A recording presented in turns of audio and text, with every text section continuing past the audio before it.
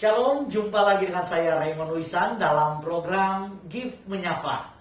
Kali ini kita akan berbicara tentang pengharapan dalam Tuhan yang tidak akan pernah hilang. Kita akan membaca firman Tuhan yang diambil dari kitab Ibrani. Ibrani pasalnya yang ke-6, ayatnya yang ke-11, sampai dengan ayatnya yang ke-15. Ibrani pasal yang ke-6 ayat 11 sampai 15, demikian firman Tuhan. Tetapi kami ingin supaya kamu masing-masing menunjukkan kesungguhan yang sama untuk menjadikan pengharapanmu suatu milik yang pasti sampai pada akhirnya. Agar kamu jangan menjadi lamban, tetapi menjadi penurut-penurut mereka yang oleh iman dan kesabaran mendapat bagian dalam apa yang dijanjikan Elohim. Sebab ketika Elohim memberikan janjinya kepada Abraham, ia bersumpah demi dirinya sendiri, karena tidak ada yang lebih tinggi daripadanya. Katanya, sesungguhnya aku akan memberkati engkau berlimpah-limpah dan akan membuat engkau sangat banyak. Abraham menanti dengan sabar, dan dengan demikian, ia memperoleh apa yang dijanjikan kepadanya. Saudara, di hari-hari terakhir ini kita melihat banyak orang yang kehilangan pengharapan. Karena apa yang selama ini ia kerjakan, apa yang selama ini ia usahakan, apa yang selama ini ia tekuni, itu harus mengalami masalah.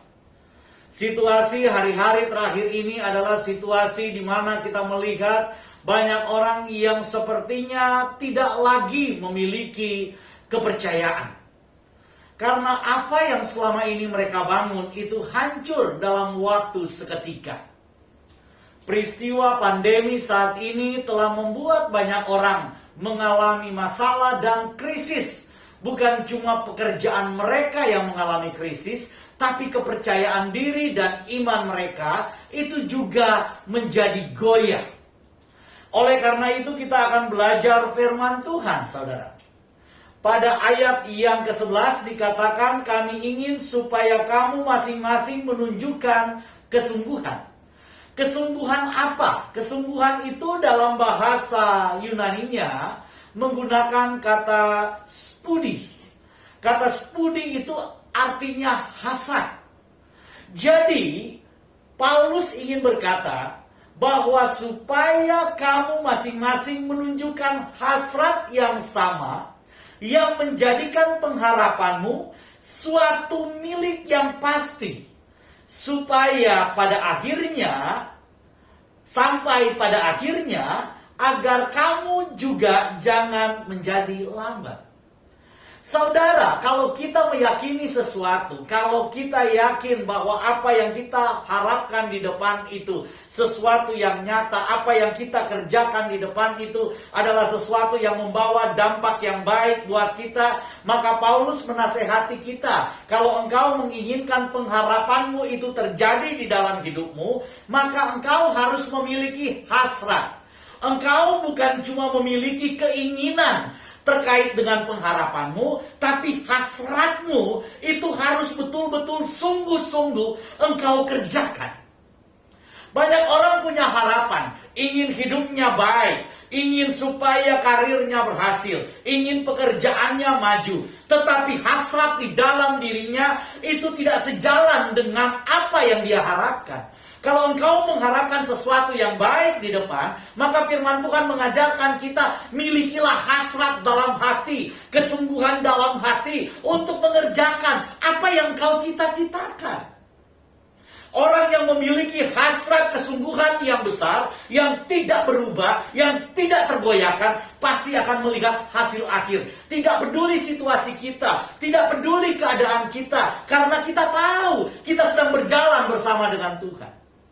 Saudara, ketika bangsa Israel keluar dari tanah Kanaan, mereka bukan keluar dari tanah Mesir. Mereka bukanlah bangsa adidaya. Mereka adalah bangsa yang kecil.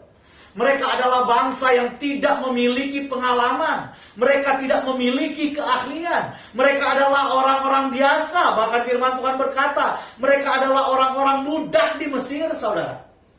Tapi ketika mereka memasuki tanah Amalek, firman Tuhan berkata bahwa mereka berperang dan mengalahkan Amalek karena Tuhan yang menyertai mereka. Karena Tuhan yang melindungi mereka.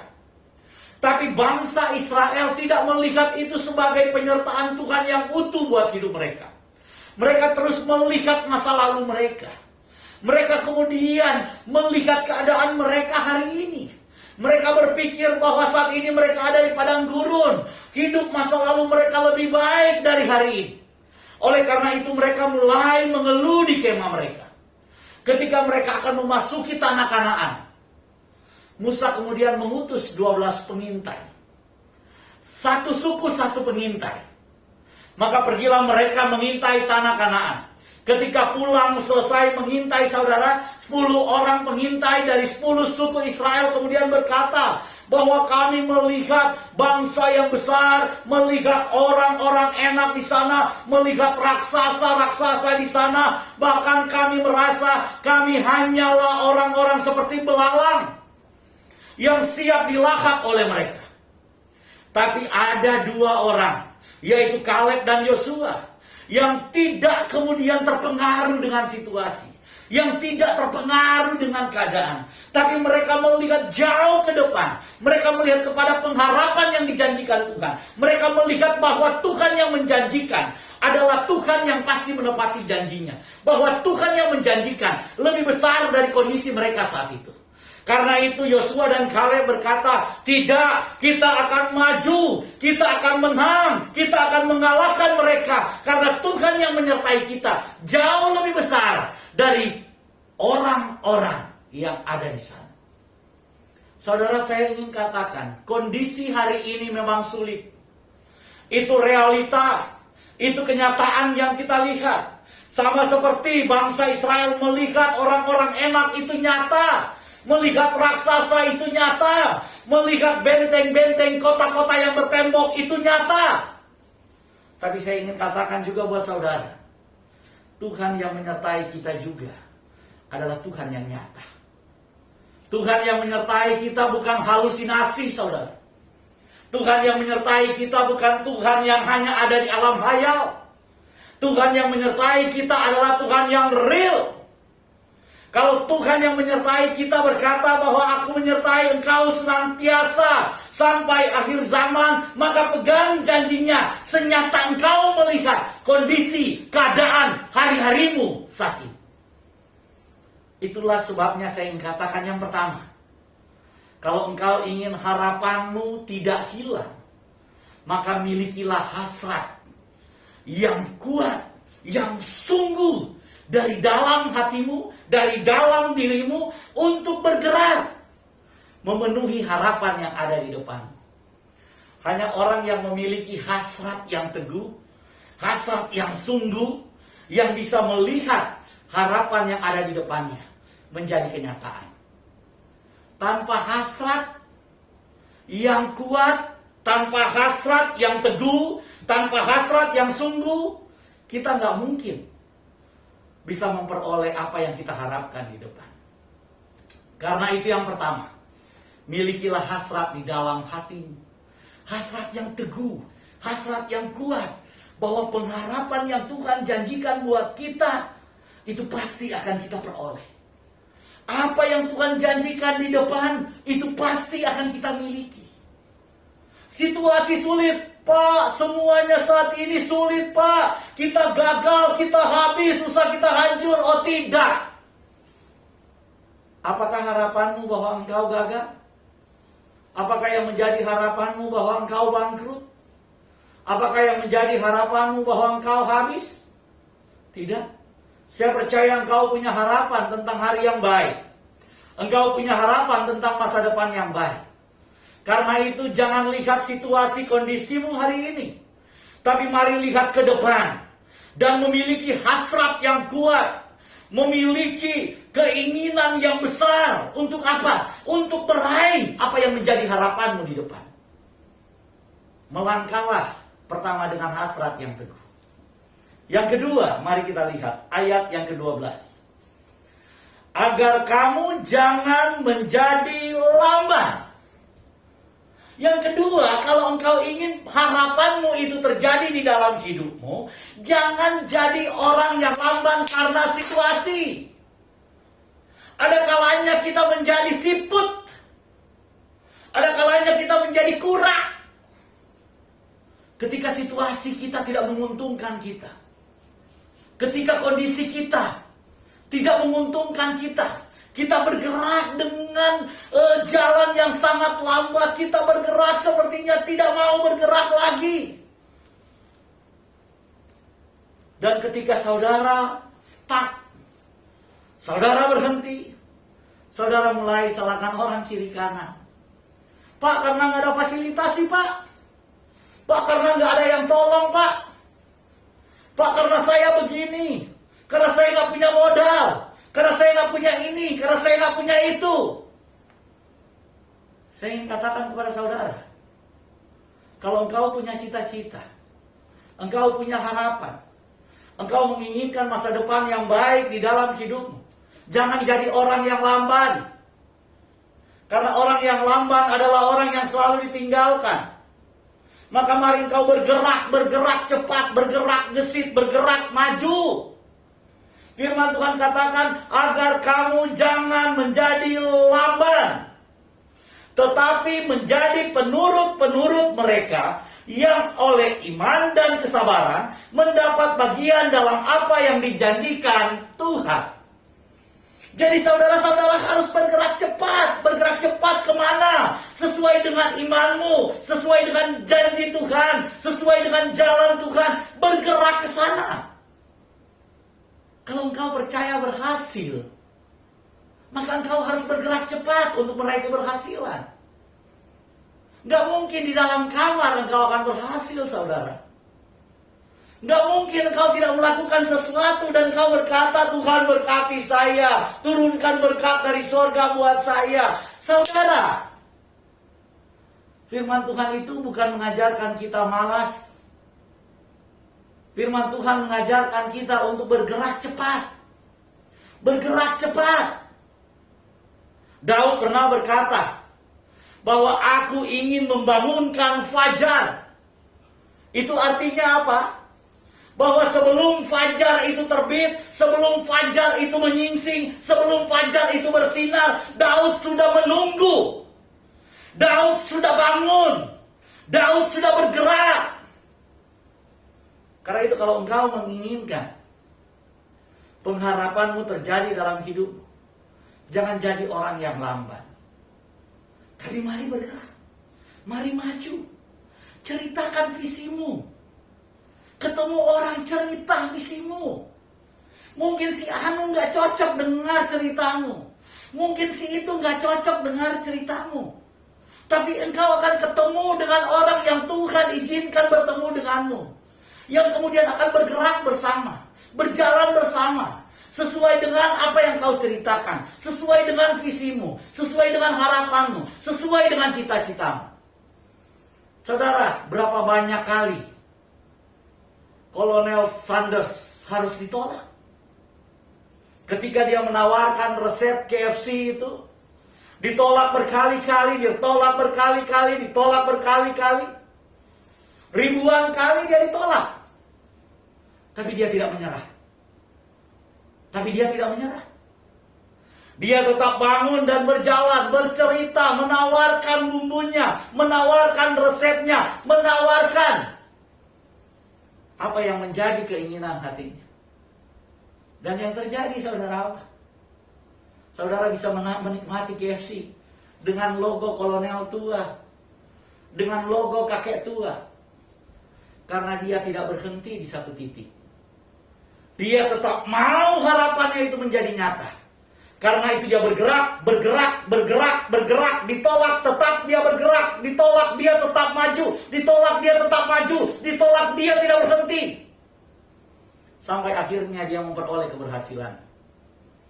Saya nggak tahu, saudara, apa yang membuat engkau berhenti hari ini. Apa yang membuat engkau berhenti bergerak hari ini. Tapi kalau engkau dengar firman Tuhan hari ini, saya ingin katakan kepada saudara, bahwa pengharapanmu tidak hilang, karena itu bergerak maju. Bergerak maju, saudara. Jadi anak Tuhan, kita harus bergerak maju. Kita harus menanti dengan sabar. Firman Tuhan bilang, bukan dengan pasif. Kita bergerak maju, tapi kita dengan sabar menanti apa yang kita harapkan itu terjadi dalam hidup kita.